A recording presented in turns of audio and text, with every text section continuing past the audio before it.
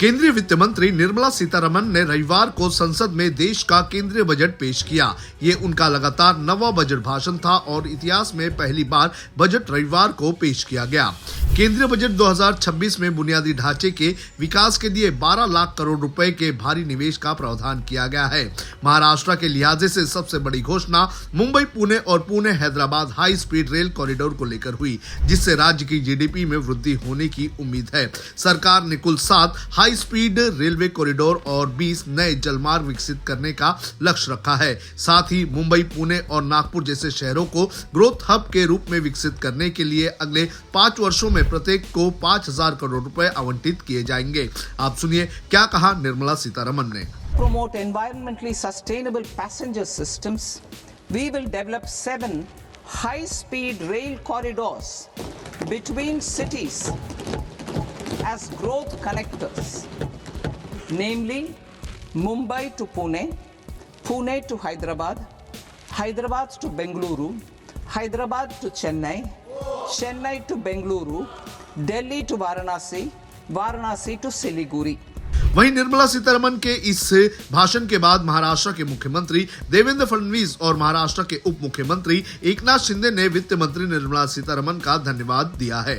आज प्रधानमंत्री श्री नरेंद्र मोदी जी के नेतृत्व में जो देश की वित्त मंत्री निर्मला सीतारमण जी ने बजट हमारे सामने रखा है, विकसित भारत की ओर जाने वाला एक मजबूत कदम, इस रूप में हम इसको देखते हैं। विशेष रूप से भारत को तीसरी सबसे बड़ी अर्थव्यवस्था बनाने के लिए एक बहुत मजबूत रोड मैप, उसका एक कालावधि और उसके लिए जो पैसे की आवश्यकता है उस प्रकार की प्रोविजंस इस बजट के माध्यम से हमको दिखाई पड़ती है। विशेष रूप से दुनिया में मैन्युफैक्चरिंग के क्षेत्र में जो अवसर हमको मिला है, उस अवसर को प्राप्त करने वाला ये बजट है। 7 जो फ्रंटियर मैन्युफैक्चरिंग सेक्टर्स है उसमें भारत को प्रमुखता मिले, इस दृष्टि से इसको तैयार किया गया है। इसमें योजना तैयार की गई है जिससे निवेश भी बढ़ेगा और साथ साथ बड़े प्रमाण पर जॉब क्रिएशन भी होगा और हमारे युवाओं को इसका फायदा मिलेगा।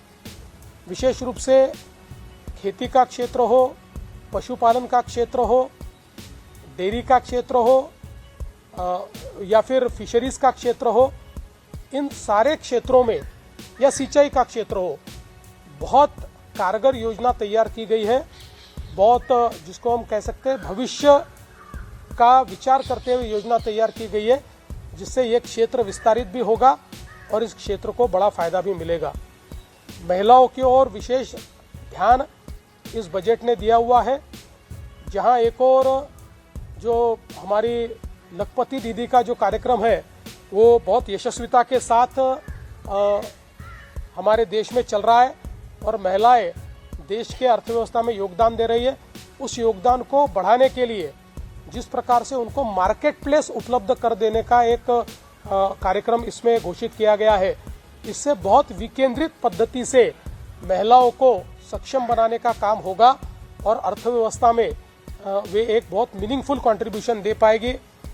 वहीं इस बजट पर विपक्ष का भी रिएक्शन आया है। कांग्रेस नेता विजय वडेट्टीवार ने बजट को महाराष्ट्र के लिए झटका बताया है। उन्होंने कहा कि इस बजट में आम आदमी और महाराष्ट्र को कुछ भी नहीं मिला है। वहीं महाराष्ट्र सरकार में मंत्री रह चुके आदित्य ठाकरे ने एक्स पर एक पोस्ट में भाजपा सरकार पर कटाक्ष करते हुए कहा कि अगर वो चुनाव से परे मुद्दे के बारे में सोचे तो वास्तव में भारत के लिए एक उपहार होगा।